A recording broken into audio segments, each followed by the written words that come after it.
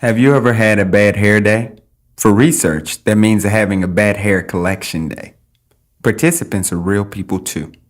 Scalps can be sensitive, so please be careful. This is not the time to show who's the boss of that hairdo. Don't let the pressure get to you. Relax. No need to rush. No one with a big divot of missing hair will think, I wish I got that 15 seconds back. Leave the hair clippers for the barbershop. Clippers are bad for research because they are hard to keep clean, and they are bad for the participants because they do not collect a small, precise sample. See this swirling whirl of hair here? That's a cowlick, where the hair spirals in a different direction than the rest of the hair. Avoid cutting samples around those swirling cowlicks. We found out the hard way that the missing hair is quite noticeable and sticks straight up when it grows out. Hair must be at least 1 centimeter. Do not bother if the hair is too short. Move to a section with longer hair. You might get a sample from the top of the head, but be careful for swirling cowlicks. The kids' cowlicks in the front too. Don't cut there. Avoid cutting where it is noticeable. People with longer hair can hide a bad sample pretty well, but there are places to avoid. Cutting close to the edge near the ear is really noticeable because it grows out in a different direction than longer hair. Also avoid cutting right in the middle of the hair because hairstyles like pigtails or braids have center parts. It looks messy if those pigtails had missing hair sections.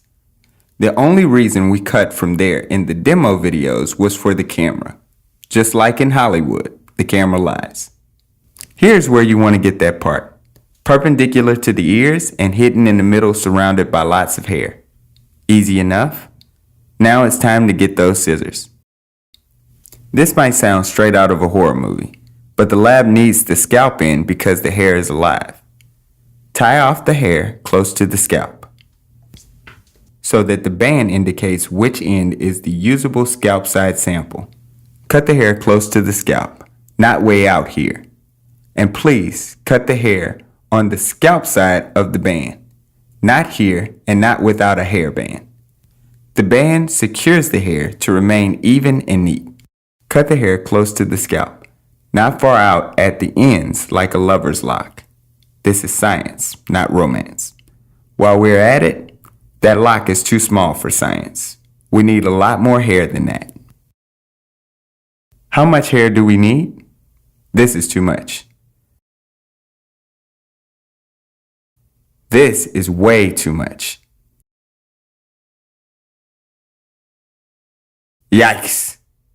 This is way, way, way too much. What's Tracy doing? This is the perfect example of what not to do. Tracy didn't use a rubber band, and that hair sample has a messy end. One last piece of advice. No matter how bad, don't say whoops.